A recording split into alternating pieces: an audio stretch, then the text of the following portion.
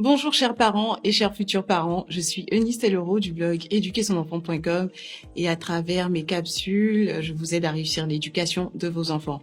Je suis moi-même mariée et maman de 4 enfants.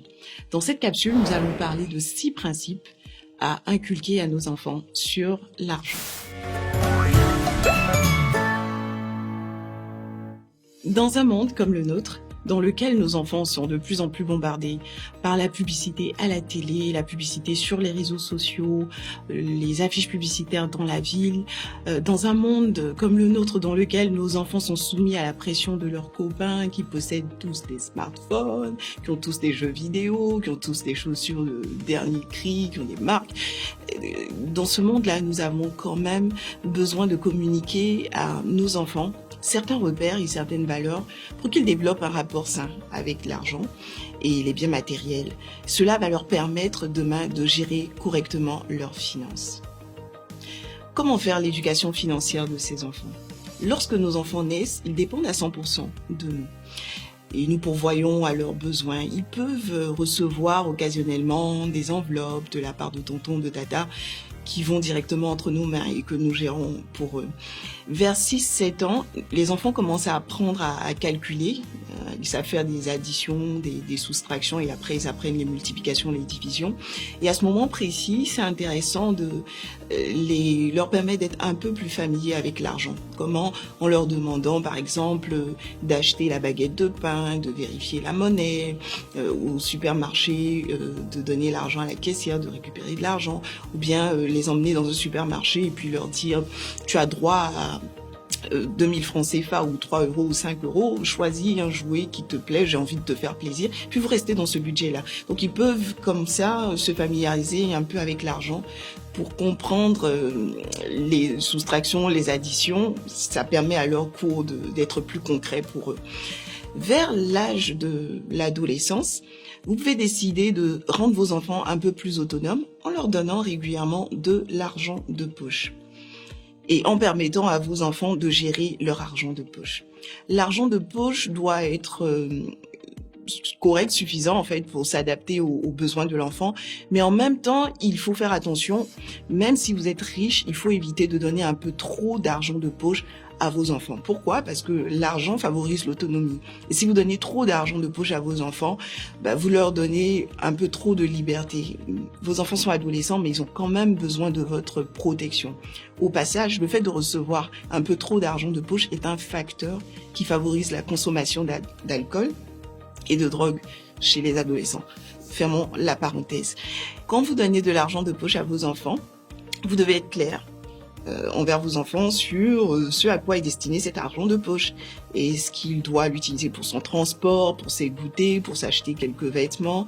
Et votre enfant doit apprendre à gérer cet argent de poche-là. Si en cours de mois, il a mal géré, qu'il a tout dépensé, c'est pas conseillé de lui venir chaque fois en aide. Sinon, votre enfant ne comprendra pas que l'argent, c'est une ressource qui est limitée. Le principe numéro 1, c'est leur enseigner comment fonctionne l'argent. L'argent, il peut soit se gagner, se dépenser, se partager, s'épargner ou s'investir. Je reprends, gagner, dépenser, partager, épargner, ou investir.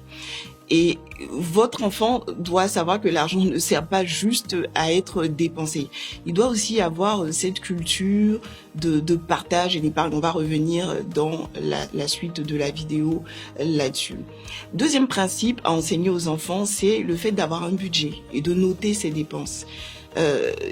Quand j'étais au lycée, ma mère, au collège aussi, ma mère me donnait de l'argent de poche, dans lequel il y avait l'argent de mon transport, là, il y avait aussi l'argent de la nourriture. Le fait d'avoir un budget, ça permet de savoir dans l'argent qui est reçu, combien est alloué au transport, combien est alloué au repas entre midi et 2, quelle est la marge qu'on a pour se faire plaisir ou pour partager, pour aider les autres. C'est important d'avoir cette discipline-là parce que plus tard, elle sera utile. Quand on est adulte et qu'on n'a pas de budget, qu'on ne sait pas gérer son argent, on est quand même quelque part en danger dans sa gestion financière. Il faut enseigner à vos enfants à ne pas dépenser plus qu'ils ne gagnent. Comment est-ce que c'est possible ? Eh oui, c'est possible. En prenant des crédits avec les autres. Il y a plusieurs enfants comme ça qui, à l'école, sont très endettés et les parents sont absolument pas au courant.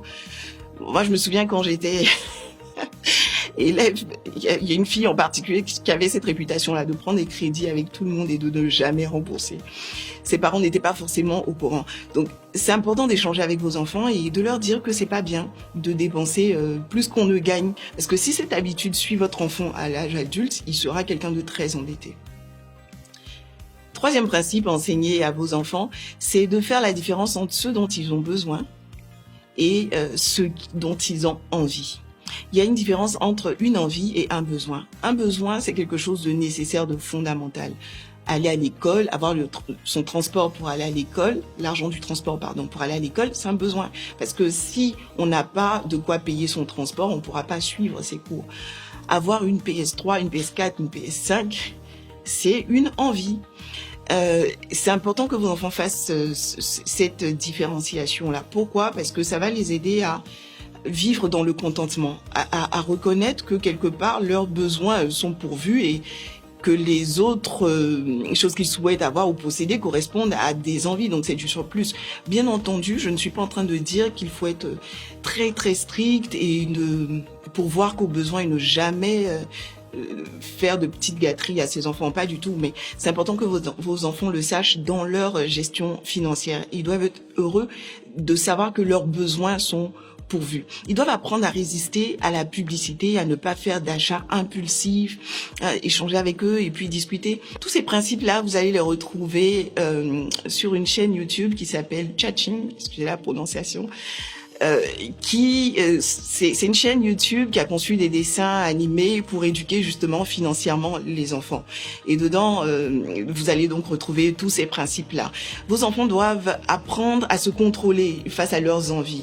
Ils ont peut-être 10 000 francs d'argent de poche CFA. 10 000 francs CFA, ça correspond à 15 euros d'argent de poche. Quelqu'un vient, leur présente un produit qui coûte 10 000 francs, c'est le début du mois.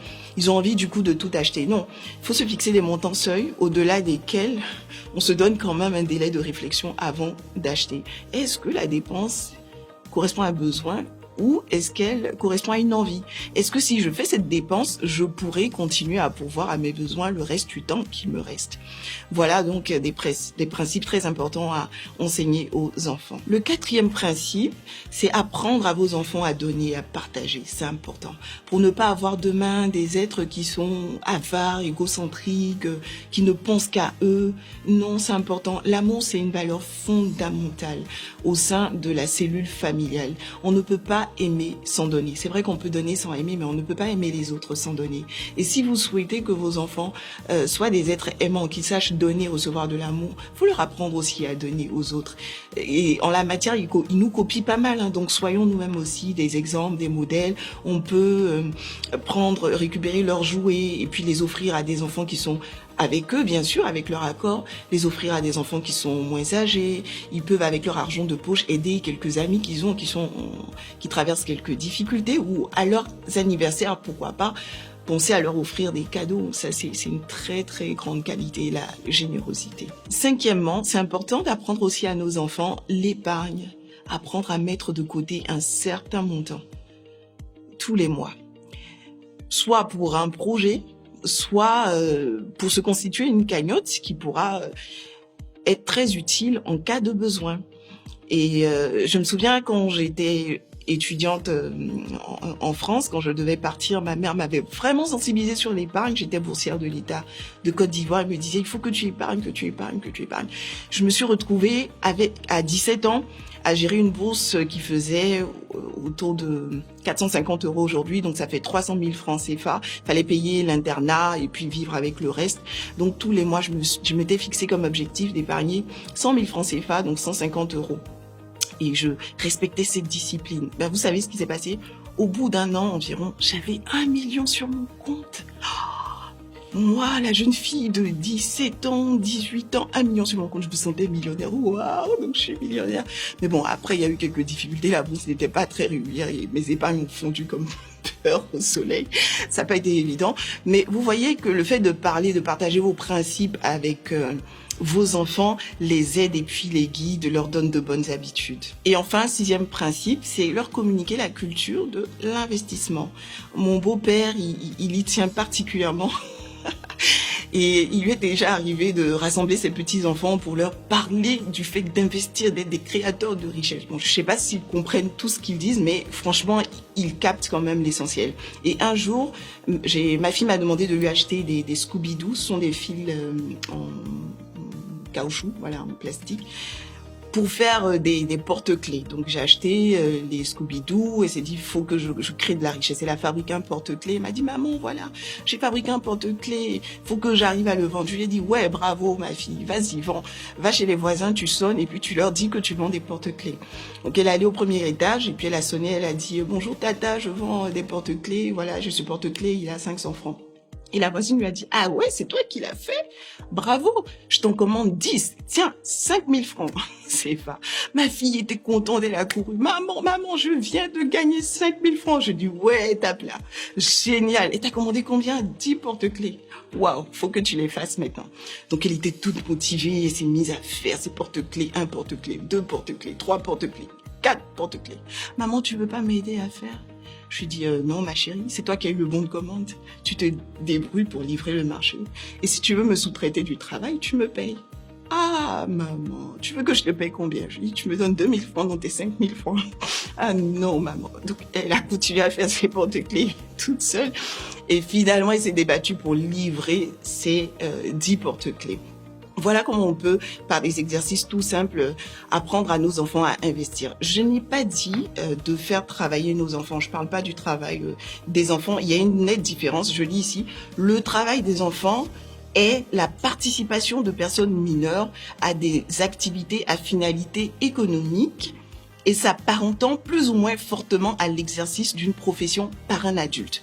C'est pas de cela qu'il s'agit. Il s'agit de faire de petits travaux pour leur montrer que c'est par la sueur c'est à la sueur de son front qu'on peut avoir de l'argent. Ce sera tout pour aujourd'hui. Je récapitule donc les 6 principes. Principe numéro 1, apprendre à nos enfants comment fonctionne l'argent. L'argent peut soit se gagner, se dépenser, se partager, s'épargner ou s'investir. Deuxième principe, c'est apprendre à nos enfants à établir des budgets et à noter toutes leurs dépenses, à éviter aussi de vivre au-dessus de leurs moyens en prenant des crédits avec les camarades à l'école. Troisième principe, c'est apprendre à nos enfants à faire la différence entre ce qui est utile et ce qui est nécessaire et ne pas chercher à posséder tout ce qu'ils voient, tout ce qui leur est présenté par la pub, vivre dans le contentement. Quatrième principe, leur apprendre à partager et à donner parce que c'est une manière d'exprimer, de communiquer leur amour envers les autres. Cinquième principe, leur enseigner la culture de l'épargne et enfin, leur apprendre à investir. Si vous avez aimé cette vidéo, n'hésitez pas à la liker, à la partager et à vous abonner à ma chaîne. À très bientôt.